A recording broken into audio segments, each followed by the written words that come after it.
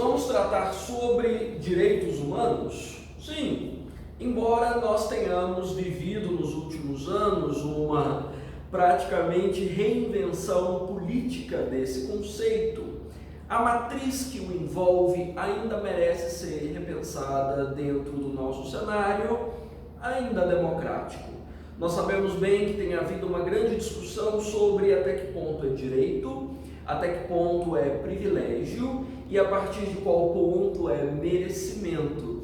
E me parece que a noção mesma do que é ser humano tem sido brutalmente atacada nas últimas décadas que nós temos vivido sob a égide desse regime democrático. Dentro da lógica que nós experimentamos por agora, dentro dessa polarização política principalmente, a noção tem sido cada vez mais questionada, mais atacada. E os princípios lá atrás da Declaração Universal dos Direitos Humanos, da matriz da formação de sociedade tal como nós conhecemos, parecem desmoronar de vez. Então, meu papel aqui nesse momento é entender a origem tanto da necessidade de firmar legalmente o que são direitos humanos e a quais humanos esses direitos cabem, e entender por que o conceito vem sendo tão atacado e tantas pessoas, principalmente grupos minoritários dentro da formação brasileira, têm sido considerados menos dignos desses direitos, né? Bom, é preciso entender que a noção primordial desses direitos humanos, firmados em lei, tem como função primordial resguardar a população do Estado ou das arbitrariedades do poder sobre as pessoas. Porque, afinal de contas, qualquer sistema de poder pode fazer o que bem entender conosco. Afinal de contas, são estruturas muito maiores e muito mais fortes do que a nossa ação individual. Então, um princípio legal serve, em primeira medida, para nos proteger contra essas arbitrariedades do Estado. Veja, hoje nós vivemos sob a tutela de um governo extremista. Independente da sua postura política, você há de convir que é uma postura extremista, né? Essa da nossa atual estrutura de Estado. E mesmo que eu me oponha a esse Estado que me rege, que me orienta e que determina a minha forma de vida e as políticas públicas nesse país, eu estou protegido. E essa proteção garante a minha integridade, a minha dignidade e garante que eu não seja atacado, pelo menos por lei garante. Entende a função base desses direitos humanos firmados em lei? Eles me protegem das oscilações do Estado, do fluxo do poder ou da transformação dessa lógica de governo ao longo do tempo para todas as pessoas, de forma indistinta, né? Eu posso dizer que a gênese desse olhar que eu estou citando sobre direitos humanos para a sociedade contemporânea é a famosa Declaração Universal dos Direitos do Homem e do Cidadão, talvez seja o documento mais importante, promulgado pela ONU em 1948.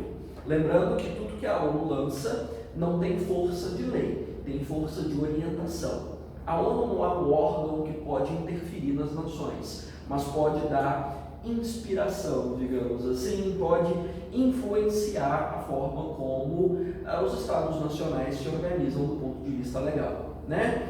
E essa Declaração Universal dos Direitos do Homem e do Cidadão vem inspirada em vários e vários discursos ao longo da história sobre como as pessoas deveriam ser tratadas ou orientadas dentro de uma coletividade. E talvez a memória mais antiga que nós tenhamos aqui é a Declaração dos Direitos do Homem e do Cidadão ao serviço preguiçoso, né, de 1789, ano da Revolução Francesa. Então, a Revolução Francesa é a inspiração mais antiga para essa declaração. E nós, né, aqui em terras tupiniquins, adaptamos tanto o olhar da Revolução Francesa, vanguardista e iluminista, quanto o olhar da ONU, pacificadora, né, integradora, transfronteiriça, para a concepção da nossa Constituição Federal em 88, altamente alinhada com esses princípios, extremamente preocupada em garantir integridade, dignidade e direitos de forma indistinta, sem separação alguma sobre condição social, origem, nascimento, religiosidade, orientação sexual, seja lá o que for. Não há nenhum tipo de distinção quando se trata da noção de humanidade. Então, vamos dizer que a Constituição trouxe para as nossas terras um princípio maior de cidadania equânime, altamente alinhado com esse interesse de direitos humanos. O que significa equânime? Significa que os direitos são distribuídos proporcionalmente aos interesses e às necessidades de cada grupo. Até porque você sabe bem que alguns grupos precisam mais que outros, dados os níveis de desigualdade, dada a base histórica de onde esse grupo veio e a forma como ele se formou em sociedade. Então, essa matriz de equidade vem inspirada numa base mais antiga ainda. Estou mostrando essas antiguidades para você ter noção de que a gente não inventou isso nos anos de 2010. Isso aqui é inspirado no princípio aristotélico de política. Aristóteles dizia que a justiça social, que está intimamente associada a direitos humanos, é garantir igualdade para os iguais e desigualdade para os desiguais na medida em que se desigualam, ou seja, proporcionalidade, uma distribuição de recursos conforme as necessidades de cada grupo. Bonito, né? Então isso garante tudo que você conhece como matriz de sobrevivência: liberdade, direito à vida, direito à propriedade, direito ao trabalho, à saúde, à educação, segurança, previdência, tudo está garantido aqui. Principalmente nos 5 primeiros artigos da Constituição, que são chamados de cláusulas pétreas, né? Essas cláusulas pétreas são a maior raiz desses direitos, um resumo deles. Caso você queira uma referência ainda mais específica, você encontra aí nos primeiros artigos da Constituição, certo? No entanto, neste momento da nossa história, nós começamos a questionar. Você já deve ter visto esse questionamento, por exemplo, em relação à população penitenciária, com certeza. De questionarem, por exemplo, que o detento não tem direito a determinados privilégios, é traduzido assim, como condições humanizadas e dignas dentro dos presídios. Que o fato de ele ter cometido um crime significa que ele perde essa dimensão de direitos humanos. Você já deve ter visto isso também em relação a determinados segmentos da comunidade LGBTQIA+, principalmente a população trans, que nem sempre é tida de forma humana, e nesse processo de desumanização os ataques são severos, e transfobia no Brasil é a matriz de inúmeros cenários de agressividade, de violência e de brutalidade. Você já deve ter visto alguma coisa assim em relação a mulheres. Sim, porque mulheres acabam tendo menos direitos do que homens em relação à proteção, a artifícios de segurança pública ou mesmo a sobrevivência, já que nós temos taxas alarmantes de feminicídio incompatíveis com a dinâmica democrática que a gente sustenta, ou que a gente diz que tem. Você já deve ter visto alguma coisa assim em relação a quem vive na favela. Pessoa que vive na favela é considerada menos humana e recebe menos direitos em relação à saúde, educação, segurança, até porque não são considerados, digamos, dignos disso, principalmente se houver proximidade com o tráfico de drogas ou com qualquer outra estrutura de poder paralelo. E aí as outras minorias, eu acho que eu nem preciso citar, Em relação a negros, a índios no Brasil, a situação é a mesma. Em relação a pobres, dada a nossa segregação de classes no país, são grupos que quase sempre têm esses direitos relativizados ou negados. Então, nós estamos diante de uma imensa contradição, e é uma contradição que tem as suas bases arraigadas à própria estrutura democrática, aos alicerces do país, porque isso aqui é um alicerce. E esse alicerce vem sendo questionado. Então significa que uma das primeiras áreas que nós precisamos levantar na problematização desses direitos humanos é a deslegitimação das conquistas democráticas. Vamos ver se eu consigo saber essa palavra, hein? A gente tinha errado, ó. Deslegitimação das conquistas democráticas. Me parece que nós estamos num momento da nossa história em que tudo que foi conquistado como base de democracia, de igualdade, de distribuição de direitos, dessa evolução civilizada, fantástica que a gente experimenta, tem sido questionado. Ou seja, muita coisa que é lei vem sendo colocada em debate para dizer que não deve ser assim. Sabe o que isso me lembra? Não sei se você percebe, mas toda vez que eu menciono sobre deslegitimação das conquistas democráticas, eu penso na deslegitimação da abolição da escravatura nos Estados Unidos. Me parece quase a mesma coisa. E a razão pela qual isso nos Estados Unidos foi tão conflituoso é basicamente a mesma razão pela qual é conflituoso no Brasil também. Vamos acompanhar aqui o fio da meada. Veja só. Durante a Guerra de Secessão, havia um conflito muito grande entre grupos declaradamente escravagistas, que consideravam que a escravidão era a salvação do país. Esses grupos estavam ao sul dos Estados Unidos. E grupos abolicionistas no norte do país, que consideravam que a escravidão não deveria perpetuar e que o novo modelo de economia, mais baseado na indústria, deveria se pautar por mão de obra livre. O embate foi severo, foi grande. O país inteiro esteve mobilizado nisso e a liberdade foi otorgada ao povo negro. Nisso, vamos dizer que o povo do Sul não necessariamente concordou, engoliu, sabe? Não tinha o que fazer, foram derrotados.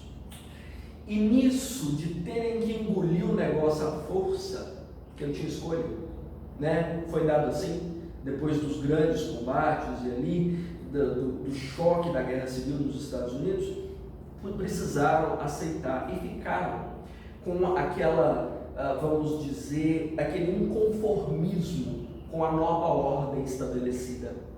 Sabe aquilo de, vocês estão dizendo que é assim, então tudo bem, mas eu não sou obrigado a fazer desse jeito? Mais ou menos isso, não é? E você vê que em território estadunidense a realidade é mais ou menos assim até hoje. Embora eles tenham tido um presidente da República negro, eles ainda consideram que ele não era digno de ocupar a presidência, e um grande setor da sociedade se ressentiu com Obama. Pesado isso, não é? Veja que o cenário democrático no Brasil é muito parecido. Vamos dizer que o regime militar no Brasil foi derrotado. Foi derrotado por forças democráticas em ascensão. Você deve se lembrar disso. E nessa derrota, digamos que os derrotados não foram convencidos, eles foram obrigados a engolir. Foram obrigados a engolir que o país daí por diante seria uma democracia igualitária, equânime, com esses princípios de igualdade todos, mas se ressentiram bastante. E o que nós estamos vivendo nesses últimos anos no Brasil é ressentimento. E esse ressentimento com a democracia, com esses direitos estabelecidos, vira ódio, vira relativização dos direitos, vira esse debate sem fim sobre a democracia. Essa democracia que vocês estão sustentando aí, isso é coisa de comunista, porque o Brasil não deveria ser assim. O Brasil deveria ter outra cara. Qual a cara? A cara não democrática, que eles foram obrigados a renunciar no momento em que a democracia foi promulgada. Você entende esse raciocínio? Então me parece que essa deslegitimação das conquistas democráticas é o que muitos teóricos chamam de ressentimento de classes. É um ressentimento em relação a esse processo democrático erguido nos últimos anos, mas que não desceu com todo mundo, que nem todo mundo engoliu, porque esse modelo democrático foi imposto, ele não foi guiado. Ou seja, vai ser assim, quer bem, não quer não, vai ser também. Então não teve a possibilidade desses grupos, vamos dizer, aprenderem com a mudança e pensarem, não, é assim que é melhor ser. Não. Ficaram calados durante um tempo. Na verdade, os ecos da fala desses grupos ressentidos não foram ouvidos durante alguns anos no Brasil e agora gritam aos quatro ventos, fazem carreatas, passeatas, grupos nas redes sociais para dizer que a democracia, essa democracia constitucional, isso aí não presta. O que presta é o modelo eugenista que eles sustentam. Um dos teóricos, para mim, que fala de ressentimento de classe, uma das formas que eu entendi melhor, é o Vladimir Safatli, é um grande pesquisador da USP. Se você quiser dar uma olhada, inclusive, nos escritos dele, compensa bastante. E vamos dizer que esse ressentimento de classe está apoiado no conceito mais antigo da nossa formação social, de uma sociedade ainda eugenista, classicista, racista, misógina, que entende que determinados grupos são melhores que outros, que há pessoas que são melhores que pessoas, que entendem que nem todas as pessoas são iguais. Não, eu não sou igual a essa gente que vive na favela, eu sou melhor, eu sou bem nascido, Eu não sou igual a essa gente preta, não. Cor de pele mais clara me torna muito melhor enquanto indivíduo. É esse discurso. E você não precisa procurar muito para encontrar esse discurso propagado por aí. Você acha por toda parte. Então, esses ecos de uma visão eugenista ainda fazem com que essas conquistas democráticas sejam colocadas à prova todos os dias, que as decisões do STF sejam questionadas. Não, isso aí está beneficiando essa gente aí que se acha muito vítima. Você diz, não, que questiona os projetos de lei dentro do Congresso, que questiona manifestações guiadas por direitos humanos e pela igualdade das minorias, Inclusive algumas dessas manifestações duramente reprimidas por forças policiais. Então, uma visão eugenista ainda se pauta na segregação. Segregação essa que a Constituição tenta barrar, evitar e apagar, que é uma mancha horrorosa na nossa história de formação social. A democracia seria um nível mais elevado dessa formação, mas parece que não está dando, Alguns teóricos estão chamando isso, e eu não vou citá-los com grande profundidade agora, porque eu preciso estudá-los. Agora eu tive contato com eles, de um processo de desdemocratização.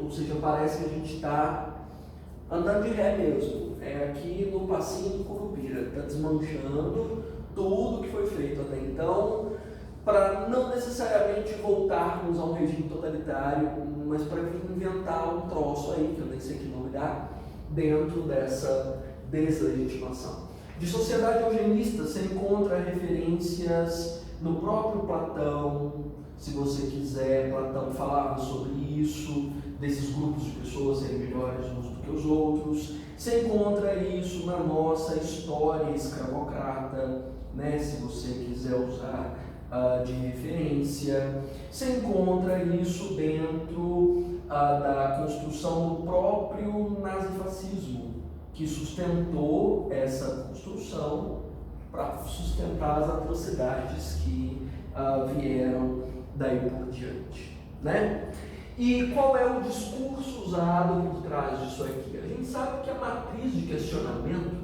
de boa parte desses direitos está pautada em comoção. Na verdade, comoção é o combustível de quase tudo que se faz em termos políticos e sociais nesse país.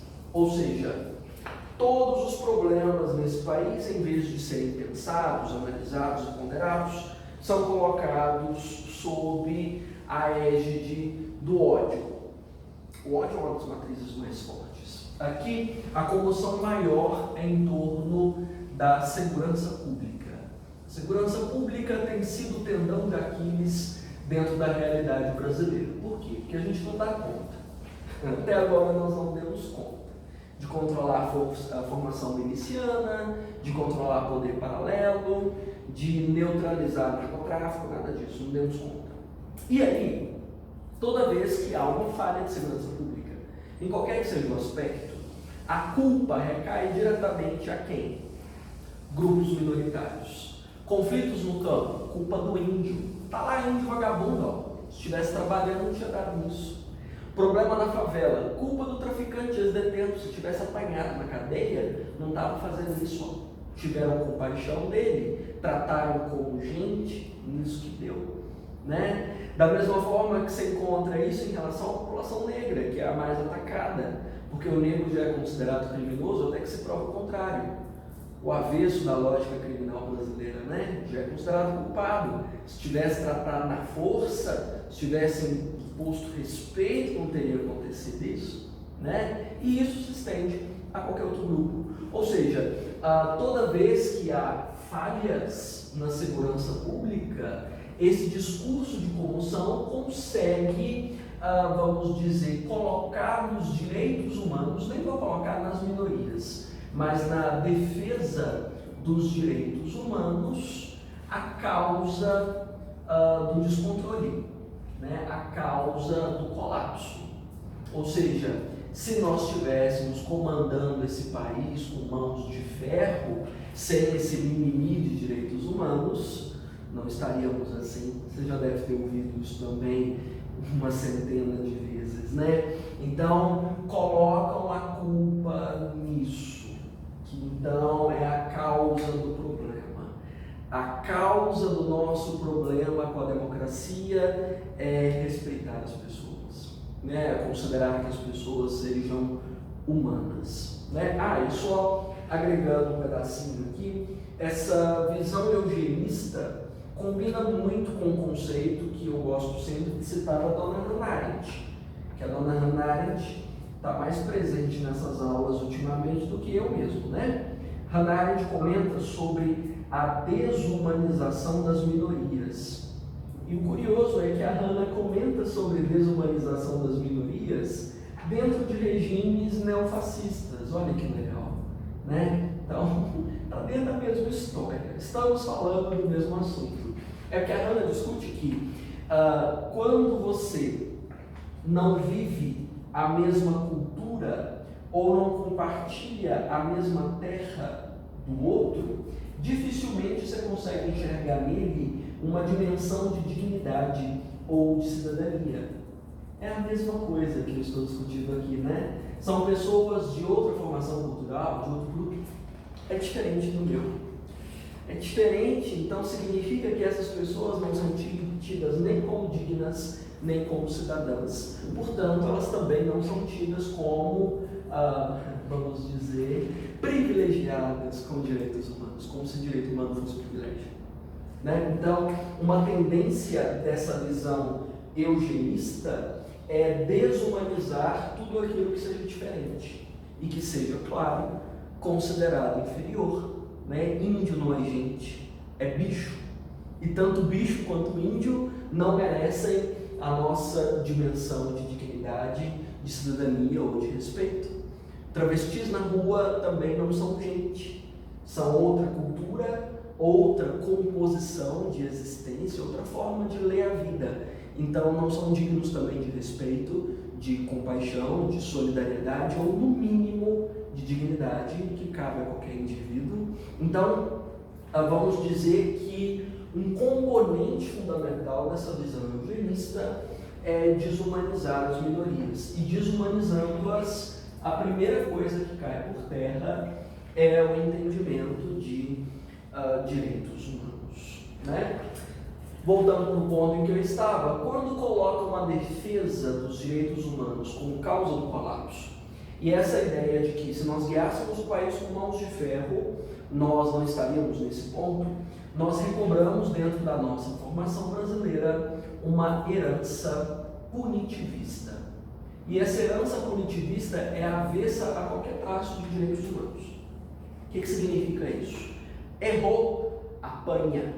Errou, prende. Errou, mata. Isso aí fez parte da nossa composição de sociedade desde a Mesopotâmia, que é a primeira civilização registrada nesse planeta, até o século XVIII, até a Revolução Francesa. Muito tempo, mas muito tempo, de uma visão de punição grave a qualquer um que destoe do padrão de sociedade, que identifica com a minha cultura, com a minha terra. Errou, é execrado, né, dentro da formação de sociedade. Não é à toa que forca, masmorras, guilhotinas fizeram parte da nossa história e foram populares durante muito tempo. Então, meu senhor, significa que quando eu digo de uma herança punitivista, de um grupo que considera que defender direitos humanos é mimimi e é a causa de nós perdermos o controle de tudo, eu estou dizendo de um grupo que acredita que se nós tivéssemos guilhotinas e forcas armadas nas praças públicas, seria muito mais fácil controlar a sociedade, né? Eu estou falando de um grupo que considera esse poder disciplinador, né, do castigo um fator decisivo para organizar sociedades. O que a gente precisa é descer o porrete. E eu não consegui escrever a palavra disciplinador, né? Então, peraí. Então, disciplinador. Então, que isso seria a resposta para todos os nossos problemas. Você tem um tio assim, tenho certeza, que enxerga isso e que acharia o máximo poder ver as pessoas estribuchando em qualquer primeiro erro que elas cometam, porque as pessoas não é dada a possibilidade de entender a falha. Errou, é criminoso, tem que morrer, né? Tenho certeza que você tem aí uns primos que entendem que cadeira elétrica seria a solução para esse país. Está faltando isso, falta só isso. E nenhum desses grupos entende sobre igualdade. Entende, por exemplo, que o assassino, o estuprador, ou seja lá qual for a categoria de crime, é gente que erra, é gente que pode ter distúrbio psíquico, sociopatia, mas é gente. E sendo gente igual a você, você não tem mérito maior para julgar. Quem é você na fila do pão para julgar alguém, para julgar os crimes do outro? Você não sabe se você faria a mesma coisa. Ninguém sabe exatamente qual é a sua potência criminosa, você sabe? Melhor tomar cuidado. Ninguém sabe. Nós não estamos num nível superior a ninguém para achar que nós podemos disciplinar o outro. Quem sou eu para apontar o dedo para alguém, né? Então, viu dizendo que essas pessoas defendem a palavra de Cristo, mas resolvem não viver como ele, né? De toda forma, quem fala dessa herança punitivista de poder disciplinador é o senhor Michel Foucault, em inúmeras obras dele, e uma das mais famosas que trata do assunto é Vigiar e Punir, obra extraordinária que trata dessa questão. Então, vamos dizer que nós ainda vivemos sob esse valor que causa estigma, que causa marcas pesadas a esses grupos, e qualquer um, como eu aqui, que estão defendendo direitos humanos, ouve coisas do tipo: se você quer proteger bandido, leva para casa, né? Com certeza eu ouviria isso se eu tivesse uma plateia aqui nesse momento, né? Porque são coisas que se diz para pessoas que pensam assim, para pessoas que negam essa herança punitivista e acreditam num estado de bem-estar social que possa proporcionar qualidade de vida, e não só a forca, a guilhotina ou as masmorras, né? Bom, como é que você enfrenta um contexto assim? de uma cegueira para essa visão, para esse ressentimento de classe tão pesado, para essa relativização da cidadania, o questionamento sobre as próprias leis. Se você quiser puxar, inclusive, dá para falar de crise de confiança, que é conceito aqui para nós já batido, né? Conhecido, né? Ela chega do senhor Tio Bauman aqui, de dizer que instituições como a própria legislação têm sido colocadas em xeque constantemente, né? Como é que você lida com isso? Olha, eu tenho a convicção, nem é a impressão nesse momento, a convicção de que nós não fomos educados para esse troço que a gente vive, ou para essa matriz de lei e de justiça que se estabeleceu sobre nós. E indo um pouquinho na contramão de Durkheim, as instituições não devem ser só maiores e coercitivas, mas elas devem ser compreendidas por quem vive sob a sua tutela. E nós não as compreendemos, nós não sabemos direito o que é isso de direitos humanos. Essa matriz punitivista, disciplinadora, não foi trabalhada em nós. É uma herança velha. Você quer desmontar séculos, né? Como eu disse, das primeiras civilizações até o século XVIII, XIX, assim, no piscar de olhos. Tem que trabalhar isso com as pessoas, né? É preciso moldar as pessoas para viverem dentro de uma democracia. Não acontece assim, engole. É preparar. A gente está vendo a consequência desse troço de engole. Porque quem engoliu o sapo, regurgita e cospe na cara. A gente precisa educar essas pessoas para entender o que é o modelo de sociedade em que nós estamos, para que nós não percamos anos de luta para consolidar essa democracia, para que não percamos esse documento magnífico que é a Constituição Federal, os direitos sociais, as políticas públicas e a distribuição de dignidade de cidadania.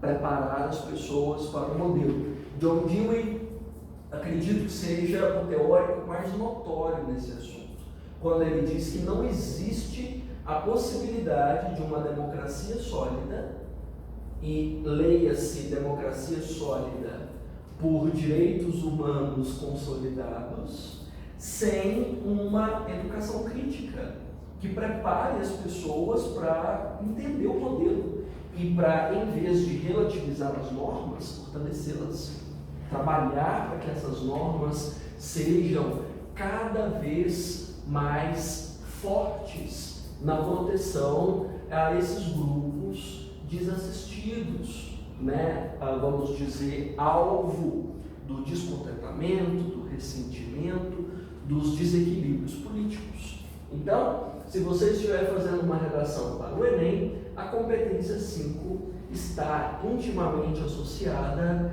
a essa educação. Lá na educação básica, o que é esse troço de lei, de democracia, de direitos humanos, de organização social? Aqui precisa ir além de um eixo transdisciplinar. A gente precisa brigar para que na Lei de Diretrizes e Bases, a LDB, se não me engano a LDB foi promulgada em 1990, para que ela inclua uma disciplina, uma matéria na escola que trabalhe política e sociedade. Ou seja, para ensinar para as pessoas. E essa cadeira, né, essa disciplina na escola pode ser uma disciplina colaborativa. Olha só que ideia boa.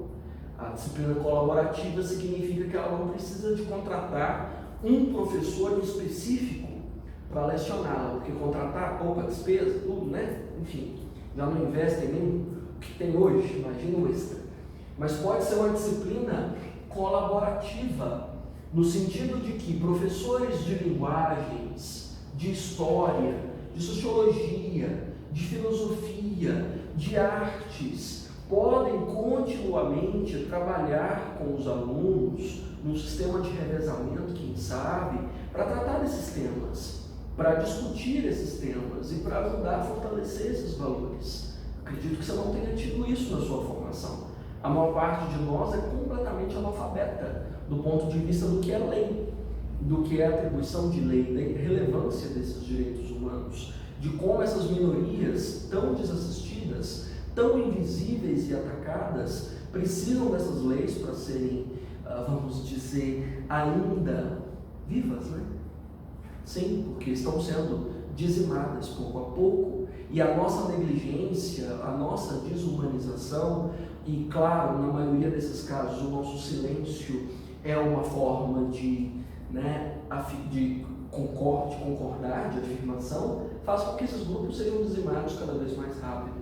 Então, uma disciplina assim na escola pode ajudar a formar uma sociedade um pouco mais ciente do seu papel ativo na formação das pessoas e no respeito a esses grupos de conquista, de ativismo social, dos movimentos sociais e da possibilidade de nós vivermos, quem sabe, os próximos anos dentro dessa sociedade como iguais, como todos nós somos. Nenhum de nós é melhor do que ninguém e a todos nós cabem os mesmos direitos, independente da raça, da etnia, da religião, do gênero, da orientação sexual ou da condição criminal. A ficha criminal não determina o nível de respeito que você receba, né? A gente ainda pode sonhar com utopia, assim, não pode? Que nós sejamos então respeitados.